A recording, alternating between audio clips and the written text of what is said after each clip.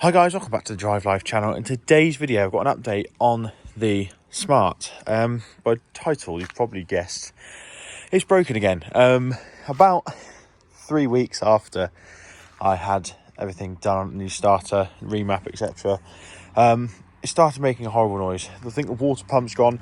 I was aware that the water pump was going. Ben from Smart Technic did warn me. We've booked it in next Friday, but yeah, it's a bit of a shame because this actually marks the period where now this car has been off the road longer than it's been on the road in our sort of nearly 2 years of ownership. You can see it's sort of tucked away, feeling very sorry for itself. It's not actually touching the wall there. I've just parked it to perfection. But what I thought I'd do is I've just been trying to keep starting it. Bear in mind, this has been sat for 2 weeks. Opens, unlocks on the key. We've got no electrical jaws anymore on it. So electrically, everything's sound on it. It's just this water pump, and it's a bit temperamental because last time I started it, it wasn't making a horrible noise, which is even more confusing. So let's get in. Let's see if she starts. See if we can move it and see if that noise is happening. Because like I said, it does start and run okay. It just makes a horrible sort of knocking noise. Which when I first heard it made me panic immediately. But then my sort of sensible head sort of said, well, no, let's think about this. This is probably the water pump. So here we are. You see, she's only got 49,500 miles on. Mrs. D, I was loving driving this thing. We'll turn the ignition on. And yeah, there we go. It's neutral comes on. See if we can start it. Just like that. There's nothing. So at the moment, there's no noise, interestingly enough. Let's just let it cool down. You can hear there's a bit of a roughness, but nothing too major.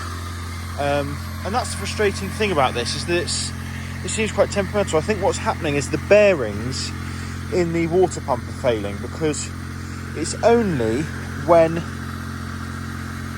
the revs are under 1,000 RPM. As soon as you just put a little bit of throttle in or put it in gear, it stops, but it's when it's idling, it just sounds awful. To the point where, as you're driving past or you park up, people just stare at you. So, yeah, as you can see, the little 0.7 litre engine starting and running perfectly. That's actually started really quickly, considering it's been sat for ages. And now, look, it's not doing the noise. We'll see if it will settle down even more. But if it doesn't, then we'll perhaps take it and just move it about, get some movement in it. We'll take it down that little lane there if we don't get stuck in the mud. It's a private road, so it should be alright to film. But yeah, you can just see. Here we go. I don't know if you heard that. Because it's sitting at slightly higher revs, it's not too bad. So I think what's happening is the bearings are failing, and when there's revs applied, the centrifugal force is then stopping and rattling. I don't know if you can just slightly hear it. It's ever so slightly in there.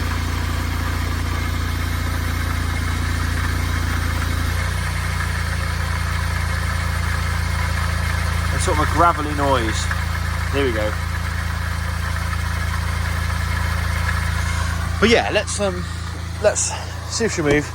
Handbrake shouldn't be stuck on. I've tried to take the handbrake off as often as possible, just so it doesn't seize on, because when cars sit, handbrake seize. The worst thing ever for a car really is for them to sit. So handbrake off, put her down into reverse, and we'll just, there we go, no problem at all. And she is running okay. Just reverse out here.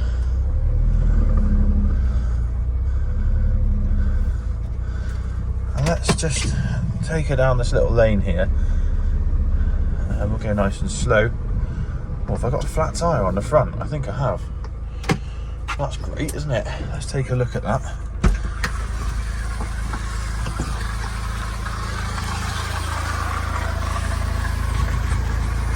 Oh yes. Well, that's fabulous, isn't it?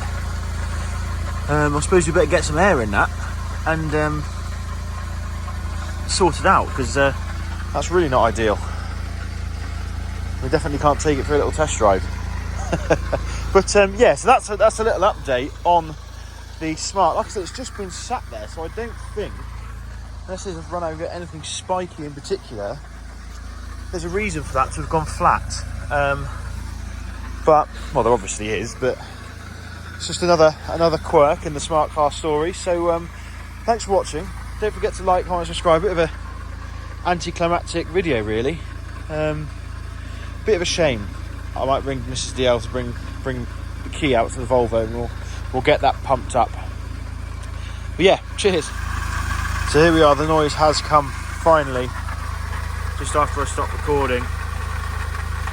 That is the water pump deciding it doesn't want to be in this world anymore. So yeah, as of next Friday, though, hopefully, if it survives the journey to Birmingham, we should have a new water pump on it, and it should be good to go again.